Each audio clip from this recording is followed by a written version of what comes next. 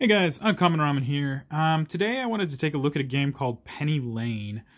This is a game that I found on Board Game Geek some time ago that really piqued my interest. It is a worker placement type of game where you are building up the most prestigious avenue in a city that you and X amount of other players are going to be competing to create that prestigious avenue. One of the biggest reasons that I wanted to take a look at this game is because one of the people who worked on this was Justin Blaske, who also did the Mint Works game and several of the Mint series games as well. Used to be I want to say co-founder of 524 Labs, and recently they have switched over to Paquetto Games. I'm not sure if it was an acquisition or what happened with it, but that's neither here nor there.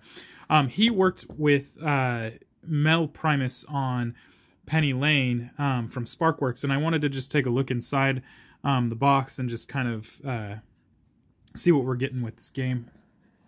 So when we open it up, we got our rules right here. We're just going to pull that off to the side.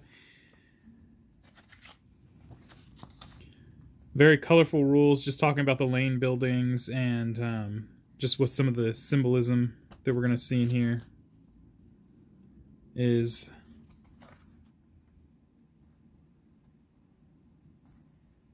You can see some of the card effects and just some general information here. Talk about the gameplay here.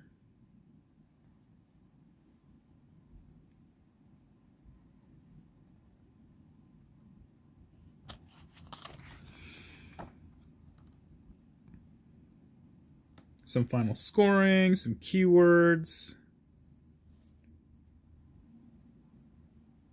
Oops, sorry. So as you can see, it's actually fairly simple. The rules are not super in-depth. The first couple of pages were just pictures of the different cards and just a breakdown of what each of the different areas on the card is. And then it just kind of goes into some details in the very back about each of the cards so that we can have a more in-depth explanation. That way there's no confusion, and then we have our credits on the back there. All right, and then the next thing we have at the very top, we're going to have the different lanes that are available. So we have Lover's Lane right here. And these are the player boards, I believe, if I remember correctly. So each person's going to start with one of these, I believe. So we got Lover's Lanes, we got Drury Lane.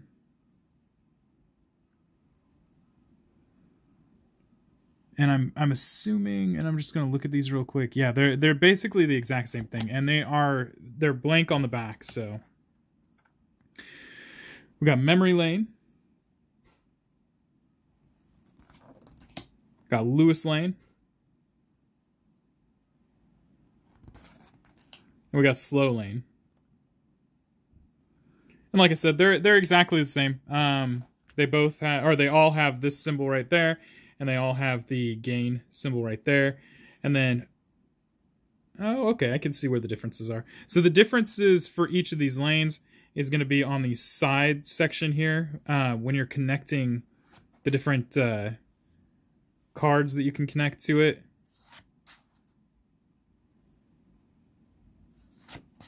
They differ a little bit. So that appears to be the only difference between them. Next up, I think we'll just look at the cards. So these, I'm not 100% sure which ones these are, because these don't appear to connect to the city unless they connect via the top, or unless these are part of the... Oh, okay, so these are the Main Street cards. Okay, so we have the Black Market. So these ones right here are... These will start in the very center of the play area, and my guess is available to anyone. So this is just going to be your main street area, whereas you have your own lane and you're trying to create a lane that scores the best. So then we have Mason's Guild, Bank, Gazette, Temple, Town Hall, Barracks, and the Tower. I believe that's the end of it. Yep. So those are going to form your main street. These are available to, if I remember correctly, anybody. Pull that off to the side. Then we're going to move into the actual buildings that you can build. And you can see, let me just get a focus here. If you look right there, you can see where they connect to your actual avenue. So if I take Lover's Lane right here, and I place this building right here, you can see how that little piece connects right there, and you can see how the buildings themselves connect. So we're creating a lane like that.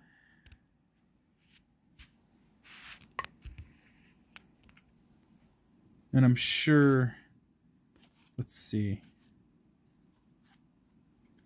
I'm sure you can do something like this. Although I don't know if they can be played upside down, to be honest with you. So don't take that to heart. But anyway, you connect these buildings to the to your lane in an attempt to create a lane that is more prestigious than anybody's. And we have things like the arboretum, confectioners, bookshop,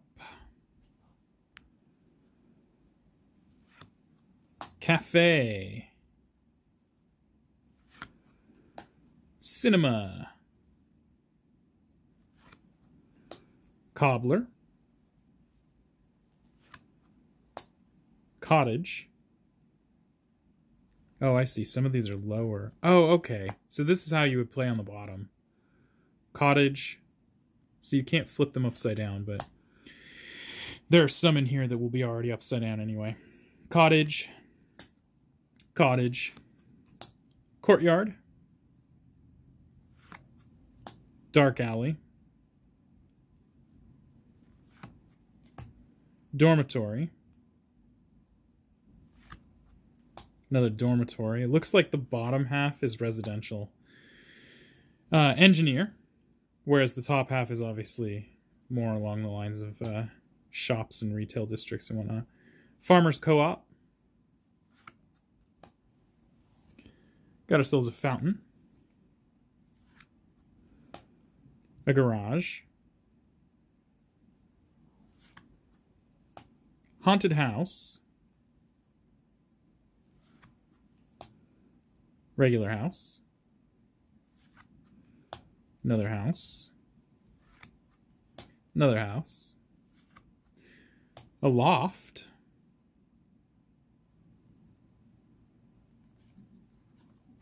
Another loft. A luthier. A manor. A mansion. A mask shop, a museum, penny arcade, pet shop, smelter,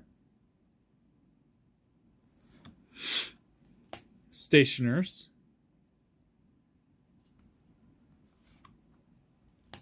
tailor, and warehouse. So these are the different buildings that you're going to use to make your lane better and better in an attempt to just become the best lane in there while still having a main street, obviously. Some of the other things you're going to receive with this are the Meeples, because this is a worker placement game. You're going to have a whole bunch of Meeples that you can place throughout your lane or through the main street, or I assume you can also, if it's anything like most worker placements, you can place in your opponent's lane, but doing so would allow them to get some sort of benefit, I'm sure. So you have all these meeples. You have this purple meeple. I'm not sure what the purple meeple is. Let me see if I can find out in a timely manner. Game setup. The player takes the... Oh, it's the mayor meeple. Okay, so the purple meeple is the mayor meeple. So there you go. Blue meeples, mayor meeple. And then also, you're going to receive these little stars. I don't know what the stars are. They, what do they represent? There's 5 of them. They're scoring stars. Okay, so this goes on your score tracker. So you can keep track of your score. Scoring stars. Which they didn't need to do. They could have given you a token, but they decided to go with the wood there, which I think is pretty cool. And then last but not least, obviously, you have your pennies. This is going to be your currency for trying to pay for things, to create the better lane, and so on and so forth. Because there are cards that I believe you're going to require money to use as well, not just to buy things, but to use their abilities. So we have our pennies right here. Now, these pennies are roughly the same size as these weird little doubloon things from Gamelin Games. I think they might just be a tiny bit bigger. Yeah, just a little bit bigger. But they're about the same size, and you get about as many in this bag as you do for this. So I'm actually using these in the game. If you don't know, these Gamelin Game coins were part of the Tiny Epic Pirates, but you only needed 1 coin per person because they were more of a marker than they were a currency. You use them on a tracker to keep track of your currency, as opposed to having multiple coins.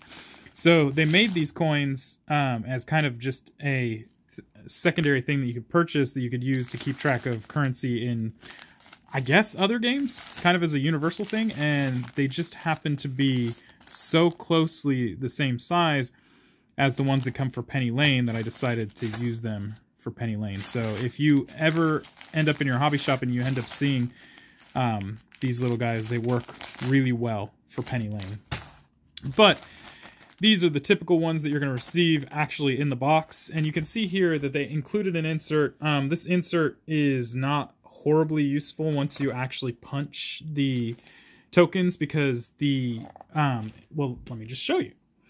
So as we put things back into the box, I don't think I can try to fit down there. Maybe. Yeah. Sort of, without it bulging.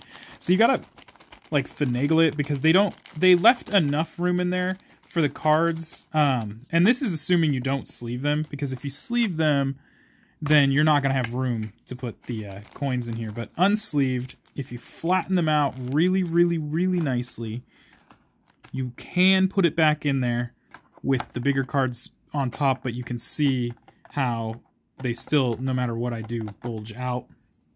And then these go on top of the smaller cards in there like this, if I can get it to fit over the top of the overlay. So somehow you have to be able to fit these guys in there as well as all of these meeples. So the meeples go into this little tray right here as we, let me just put those in there right now. And you can see that they actually take up pretty much the entire tray. So fortunately, these little stars are kind of small. You can kind of just push them on top and then throw these guys on top. Needless to say, for as much room as that was in this box, they could have done a million times better on the insert, or, you know, just not included an insert. It's a small complaint because obviously now that I have everything in there, it's not as if it's bulging out of the box or anything, but I just thought that it was a weird oversight to me, because now if I was to pull all this out, you can still see that this set of cards is going to be shifting around in the box because they can't get a flat surface to lie down on because of these coins. So if you're going to sleeve the cards or you know, you just don't see a really big purpose in the insert, which I'm kind of at that point. Just take the insert out because it's pointless, and the box is big enough that you can fit everything in it without the insert. So, you know, you can do that. Penny Lane, like I said, is a worker placement game. You are going to, throughout the course of the game, just be trying to create or make money right here to build buildings so that you can create a lane that is just better than everybody else's, and you do so by placing meeples, and you can see little meeple spots on some of these houses and everything, so you just be placing them, I believe, as employees, because it says right here, gain 1 for each specific type of building on your lane if the job is filled. So my assumption is that these workers are going to these places to fill a job. And you can see here, gain 1 per employee, and there's 3 spots here, so you can actually, that's what I think they are, is they're employees. And then I think the houses might work a little differently. 1 per, these might actually be, or actually, I don't know if you can even place meeples in these. It just says gain 1 if the citizen is employed. That's odd. I'll have to figure that out. But anyway, yeah, you can see where a lot of these buildings have a place to place meeples so that you can utilize their effect and whatnot. And then obviously, as we go through, you can actually see there's little coin symbols throughout well, half coin symbols throughout the different cards and whatnot, because they have to connect in some way. Which is where some of this challenge comes from. And also, it adds a lot to replay value as well. So it's just a very interesting game that caught my eye. And again, like I said, one of the biggest reasons that I even took a look at this game was because of Justin Blaske. Again, he created Mintworks, and Mintworks was such an incredible solo play game. For what you get in a tiny little box, I was really impressed with it, so I had to check this out. And in truth, I'm not disappointed. It was a very interesting game. Again, I think the insert was kind of lame, but you know, that is what it is. You don't have to keep the inserts in these boxes. So all in all, really cool. And again, like I said, if you have these at your game store, you can actually replace your cardboard tokens in the Penny Lane box with these, because they work basically the same, and they're just more tactile. They're better to hold. So anyway, that is Penny Lane from Mel Primus and Justin Blaske. Produced by Sparkworks Games. And if you have any questions or comments, please leave them below. I will be removing any negative comments. There's no room for that. Just keep it classy, guys. This is just a fun channel to be around. And yeah. If you like the video, please like and subscribe. And if you feel the need to support me, check me out on my Patreon under the same name, Uncommon Ramen. I do this in my free time, and any amount of support will help me bring more content like this to you. So until next time, guys. Peace.